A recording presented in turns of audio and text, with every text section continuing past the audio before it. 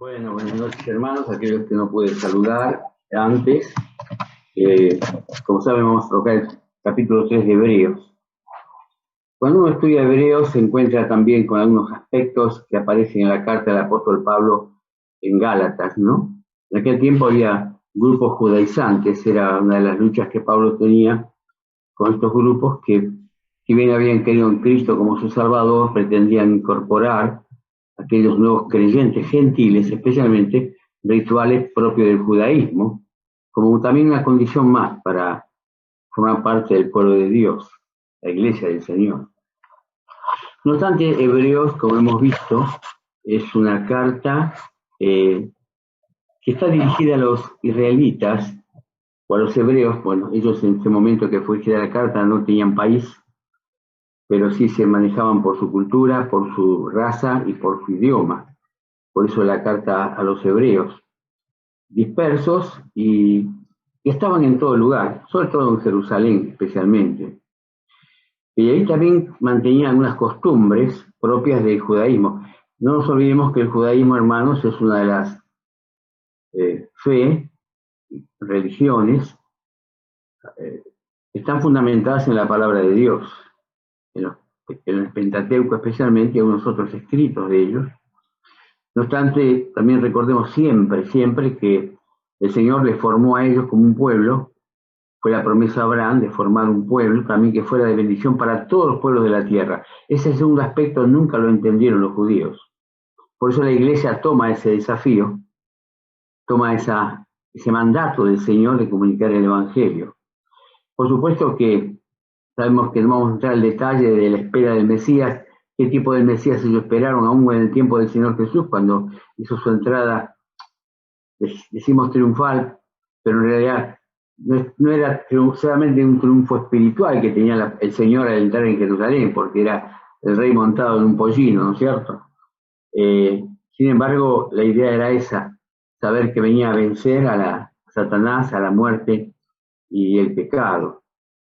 Vamos a leer entonces por párrafos esta carta, en el capítulo 3, que son 19 versículos solamente, y vamos a analizar un poquito exegéticamente cada versículo porque son ricos en su enseñanza y como toda la palabra también es aplicable a nuestras vidas.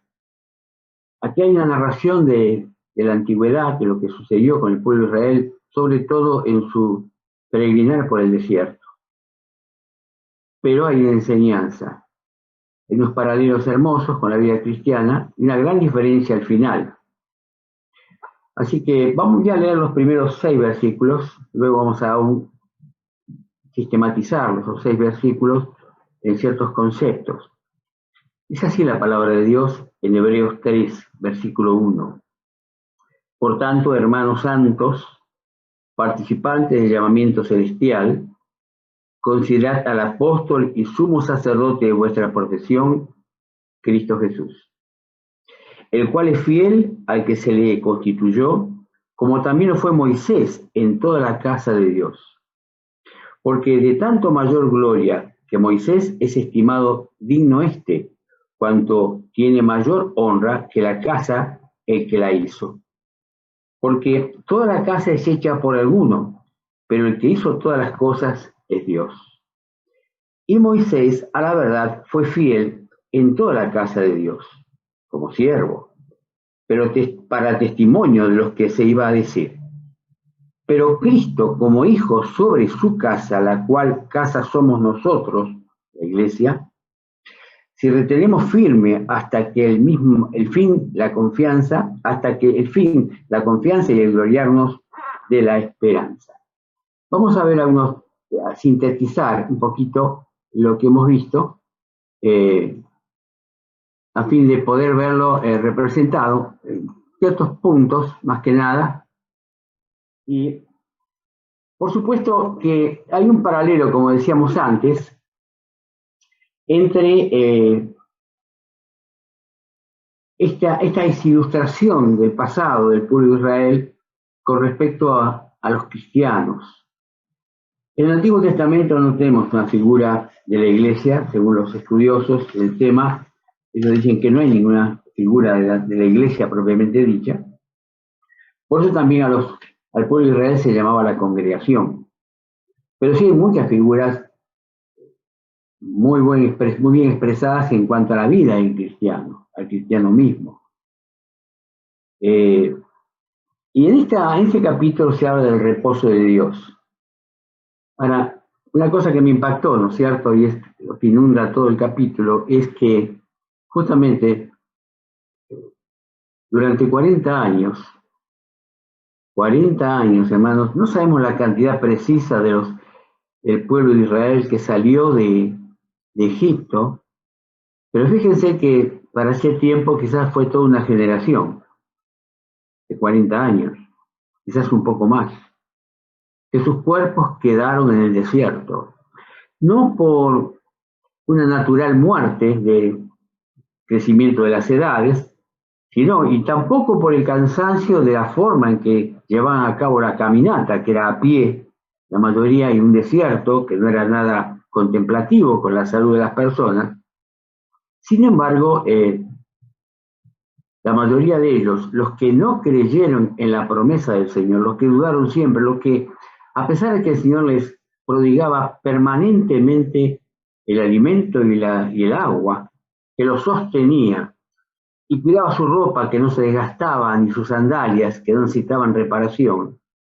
Sin embargo, no veían la mano de Dios, que la mostró desde el momento que el Señor envió las 10 plagas al pueblo de Israel, y la última con la muerte de los primogénitos, cosas que ellos vieron que fueron librados por la sangre del cordero en los dinteles de las puertas.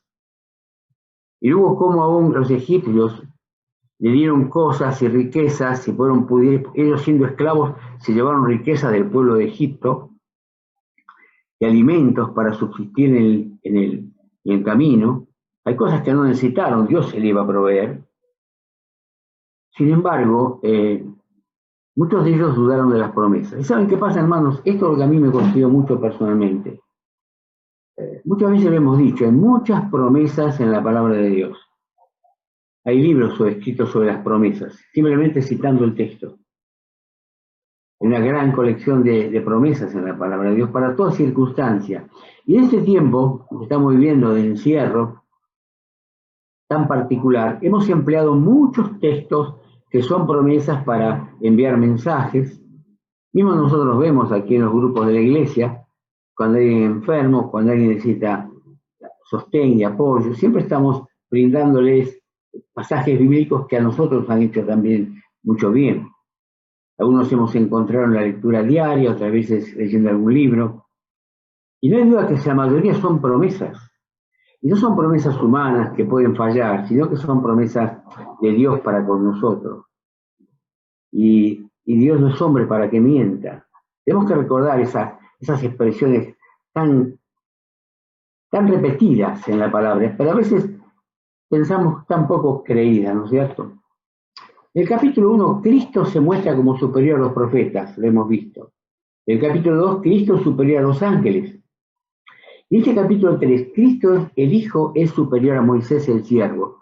Fíjense la progresión, hermanos.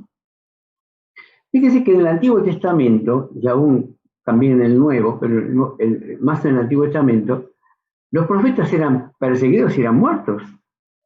Si bien ellos les anticipaban cosas que no eran agradables, sobre todo, eran palabras enviadas por Dios.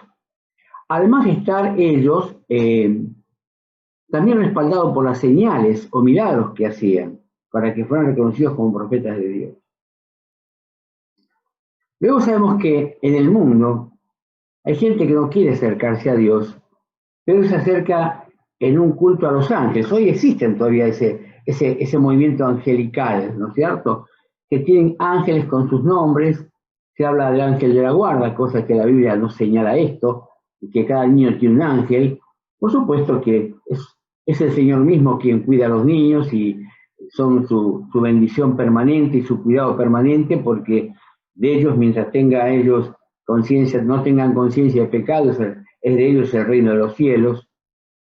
El Señor cuida de los niños, pero hay gente que valora mucho a los ángeles.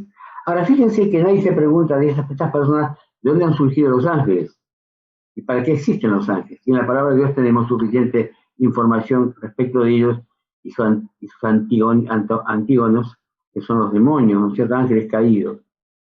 Pero hay algo que siempre se mantuvo, aunque en el Antiguo Testamento y en el Nuevo también lo mantenían los hebreos, es el culto, el reconocimiento a Abraham, por un lado. Pero más adelante, el reconocimiento a Moisés, porque él fue depositario de la ley de parte de Dios. Entonces esto es como que fue el segundo líder, el segundo, aquel que fue el modelo para el pueblo de Israel, Moisés. Y muchos, ¿por qué en ese sentido Moisés? Porque ellos siguieron guardando la ley.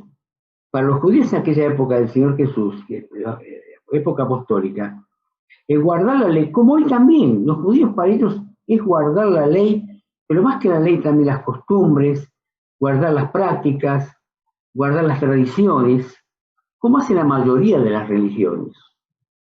Ellos, en cierta manera, más guardan la ley que guardan un culto a su Dios, a Jehová, ¿no es cierto?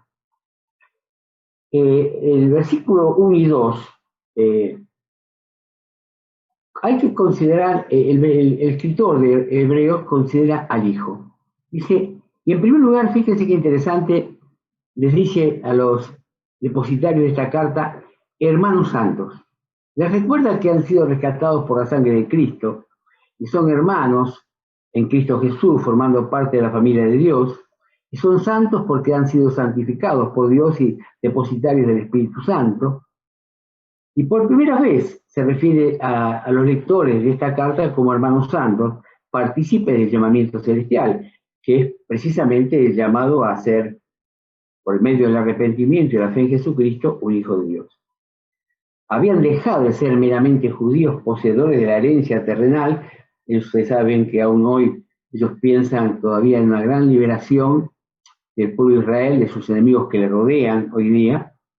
Nosotros sabemos que por algunos estudios que algunos hermanos han realizado escatológicamente, el pueblo de Israel se extenderá desde el Mediterráneo hasta el río Éufrates cuando el Señor venga, una vez que pase el tiempo de la tribulación y venga a formar su reino. Pero ellos lo ignoran, esto no lo ignoran porque ellos no creen en el Nuevo Testamento, en las profecías bíblicas neotestamentarias, ¿no es cierto? Pero ellos fueron poseedores de la herencia terrenal, han pasado de ello a ser miembros de la Iglesia, el cuerpo de Cristo, con un llamamiento celestial. En el versículo 1 aquí también está la exhortación a considerar a Cristo el fiel sumo sacerdote enviado por el Padre. Él es el sumo sacerdote de nuestra confesión. Y fíjense, hermanos, que muchas versiones traducen en vez de nuestra confesión y no nuestra profesión, porque en realidad es ante el Señor que confesamos nuestros pecados. Y es una licencia que se han tomado en traducir nuestra profesión.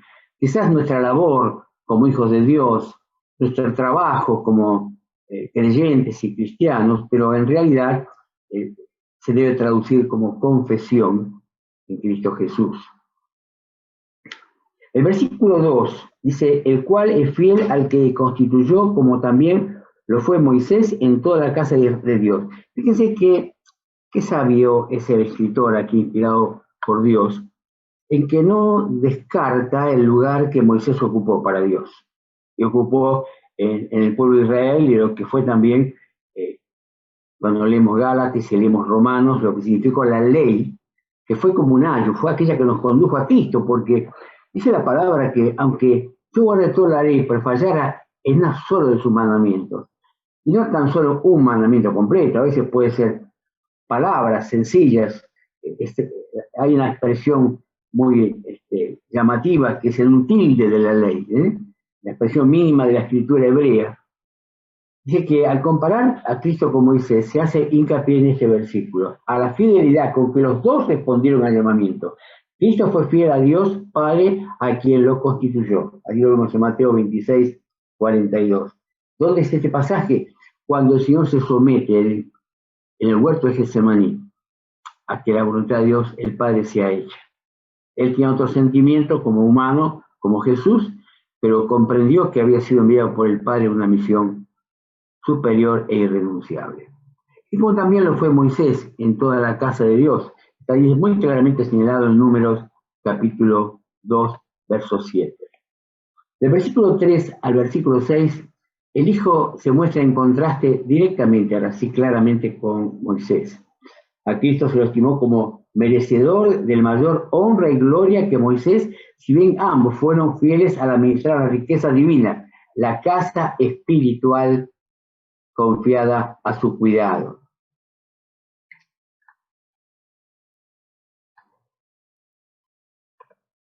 Cristo edificó la casa, o sea, es la riqueza divina. Es vemos en las cartas del apóstol Pablo que Cristo es la piedra angular, Él es el fundamento de la iglesia, Él es superior a Moisés en ese sentido, porque también es artífice de la creación. Él estuvo creando el mundo con el Padre y con el Espíritu, estuvo creando al ser humano, haciéndolos a su imagen y a su semejanza. Mientras que Moisés solo ofició de siervo, de un mayordomo, pero fue un mayordomo fiel, como siervo libre y digno. Cristo fue fiel como hijo. Advertencia para no apartarse del Dios divino. La generación que salió de Egipto no entró en el reposo de Canaán por su incredulidad. Esa es una enseñanza también para la humanidad, por supuesto. A veces pensamos que, a veces estamos escuchando una oración, ¿no es cierto? ¿Cuánta gente está pasando la eternidad?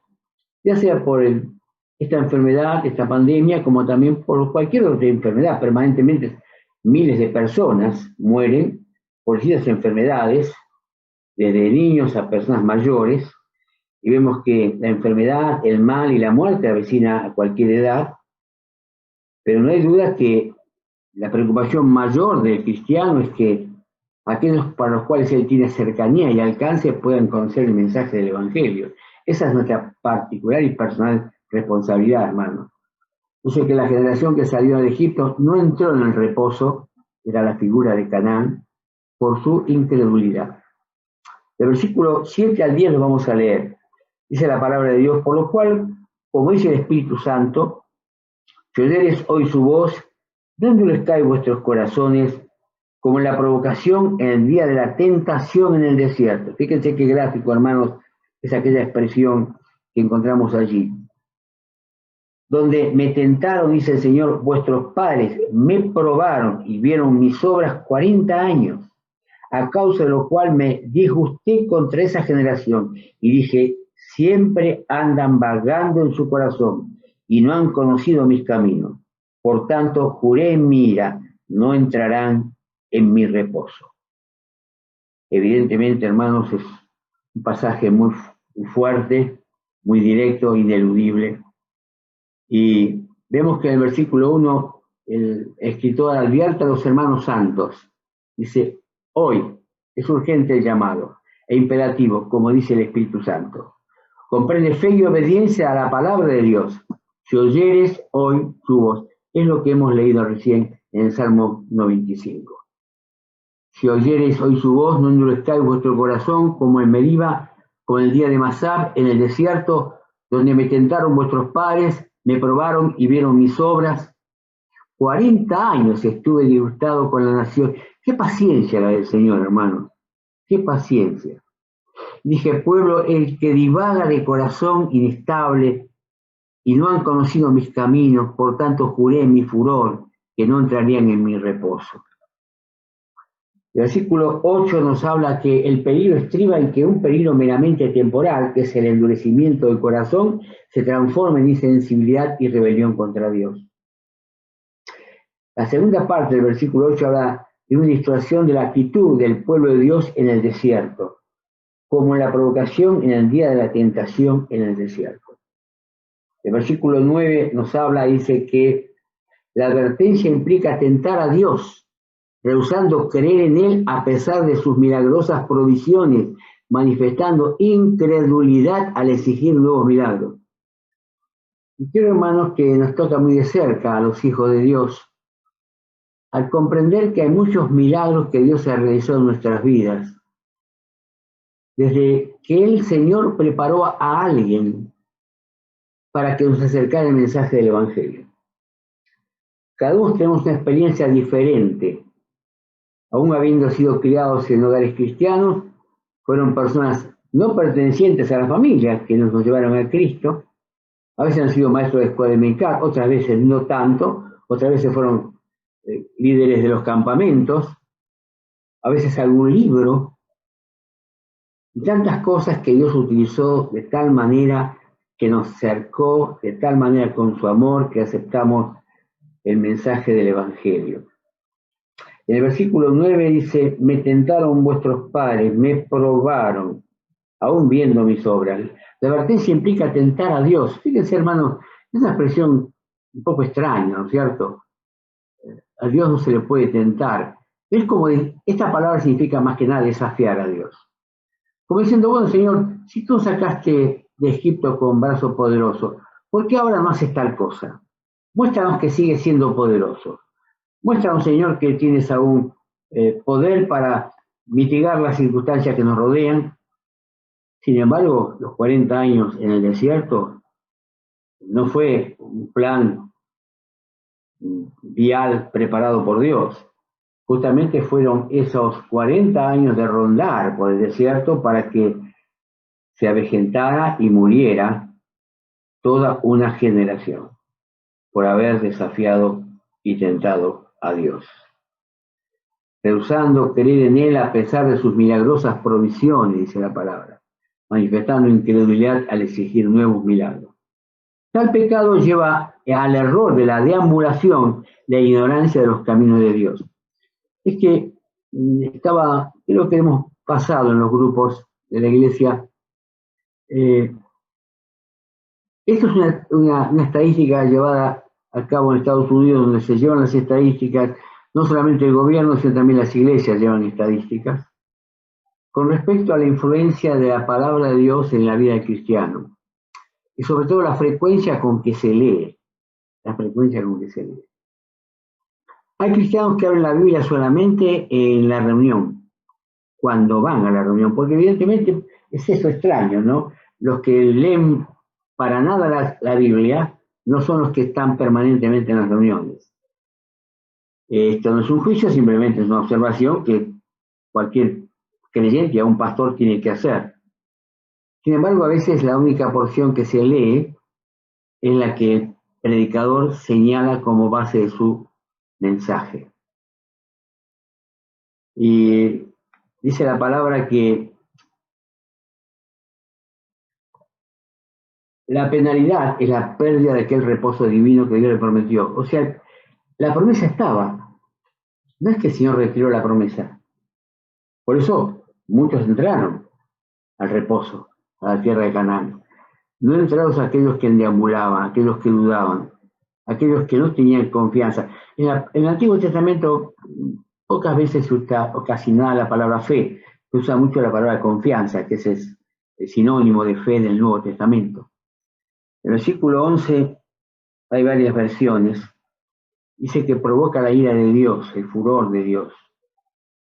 Y Él jura por sí mismo. Él es el único que puede jurar por sí mismo. Es decir, la respuesta apropiada de su naturaleza santa y clemente e infinitamente santa. Él lo hace porque es justo lo que va a hacer. No se está vengando el Señor. No está derrochando sus promesas en aquellos que no la creen. No que no la merecen. Nadie merecemos nuestras promesas del Señor. Pero sobre todo el Señor quiere que las creamos. Que nos creamos inmerecedores de esas promesas. El reposo de Dios es la serena tranquilidad interior y la triunfal sensación que provee a los que confían en Él. Hermanos, decimos que, y hablamos del país, un país tan conflictivo, fuera de lo que está padeciendo el mundo en este momento, es un país que me comentaba Carmen, que conoce a través de la esposa del hermano Sarmiento, que está en una población en Córdoba con respecto a la población en sí misma, allí siempre se me confunde con Quitipi, un lugar de Chaco. ¿Cuál era? Quileno. Quileno, exactamente. Allí se crían, se conoce mucho por los cabritos que hay allí, ¿no es cierto? Que se crían. Pero es el culto a Satanás el dominio de las maldades de los aires que tiene sobre la población, la brujería que abunda en ese lugar. Y ellos ven la presión del enemigo, hermanos. Estos misioneros jóvenes están sintiendo la presión del enemigo cada vez que predican el Evangelio, cada vez que hacen una visita a un cristiano, ven que hay un ambiente alrededor de la casa de los vecinos tremendamente. El enemigo hace su trabajo tratando de impedir que la palabra de Dios se extienda.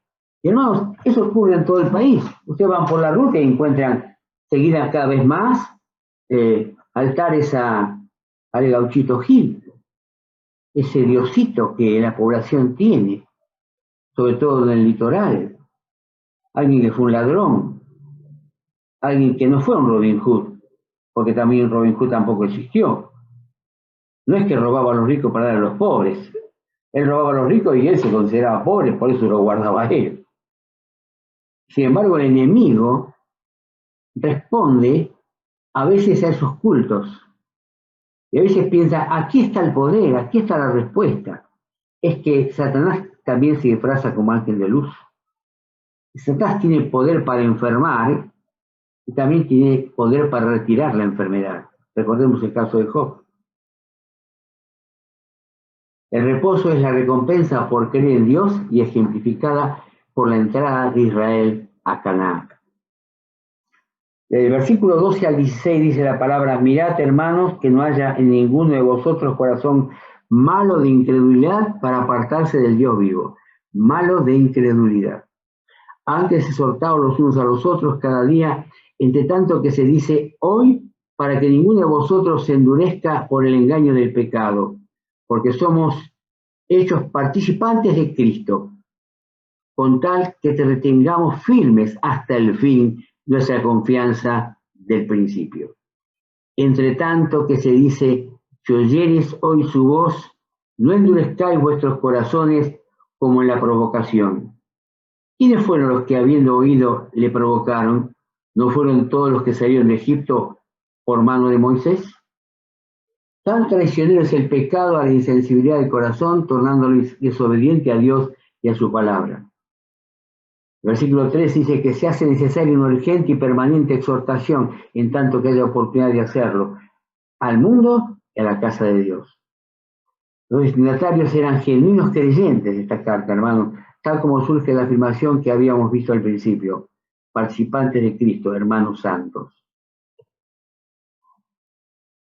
Dice, engañoso el engaño del pecado.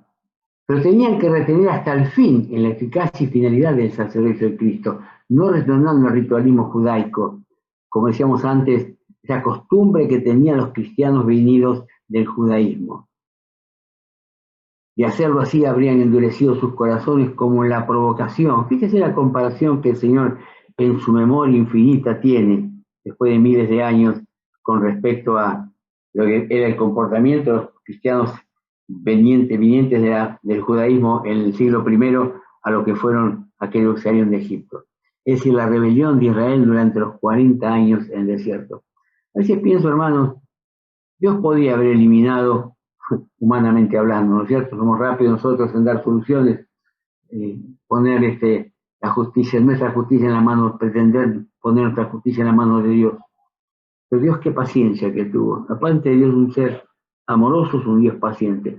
Y a veces pienso, qué paciente es Dios conmigo. Qué paciente es Dios conmigo, hermano. Tantos años. Y aún hay cosas que yo no las entiendo y no las obedezco de corazón. Esto, hermanos, no es una falsa humildad. Esto no es una falsa humildad. No necesito esta edad hacer gala de una falsa humildad porque no tengo humildad ni falsa humildad. No. Pero, hermanos, ¿cuánto a veces desprecio tenemos de la palabra de Dios? ¿Cuántas cosas ponemos en primer lugar? El Señor Jesús en Mateo capítulo 6 habla de poner en primer lugar la comida, la bebida, la ropa, la seguridad, la casa, la familia, tantas cosas. Sin embargo, él recalca en aquel tiempo que había tanta ignorancia de la palabra de Dios, de las cartas, ignorancia total de las cartas apostólicas, poner en primer lugar el reino de Dios.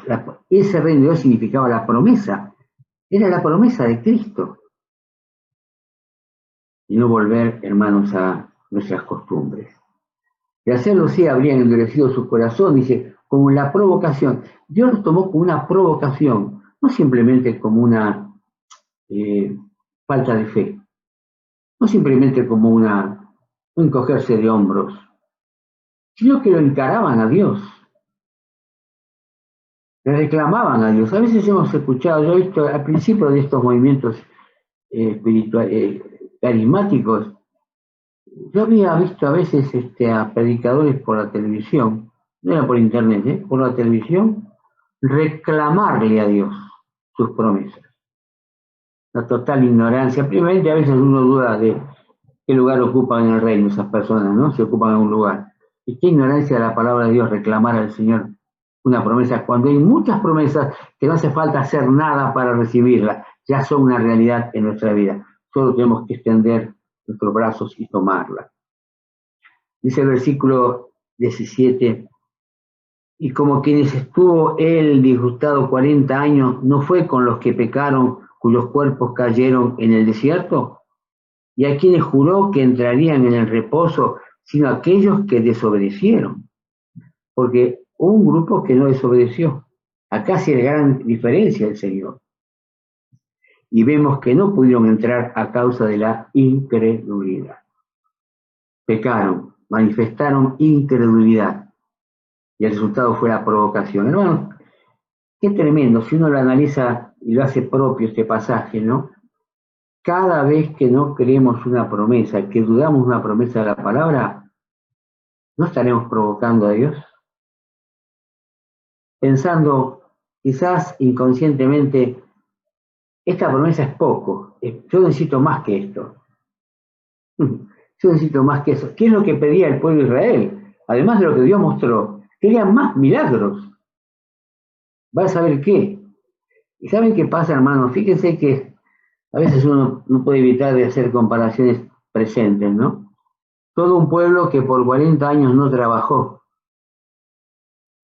y recibió su comida, recibió su sustento, su cuidado. Solamente cuando desobedecieron a Dios, Dios levantó su campana de cristal que les cuidaba de las serpientes ardientes y justamente fueron mordidos hasta que clamaron a Dios y Moisés puso a la serpiente de bronce en el asta de la bandera y otra vez Dios les proveyó de sanidad y de perdón, pero nunca trabajaron. Y creo, hermanos, que cuando Dios, no había por supuesto cosas en que trabajar, no se podía sembrar, no se podía criar ganado tampoco, pero evidentemente tenía que haber mucho tiempo para gratitud. Y este tiempo también en encierro, hermanos, hemos tenido mucho tiempo para gratitud, mucho tiempo para leer la palabra, para escuchar mensajes, no solamente los de la iglesia, hemos escuchado mensajes de otras iglesias, nos hemos introducido en internet y hemos escuchado predicadores internacionales o nacionales con mensajes preciosos, y los hemos seguido, y hemos tenido oportunidad de leer libros y preparar estudios y leer la palabra. Hermanos, de cierta manera, si no lo hemos aprovechado, evidentemente hemos descuidado una oportunidad que Dios nos dio. Disgustaron a Dios, dice el versículo 17. Disgustaron a Dios durante 40 años. Y sus cuerpos, sus esqueletos quedaron en el desierto. Saben, hermanos, que no es segura una tumba en el desierto.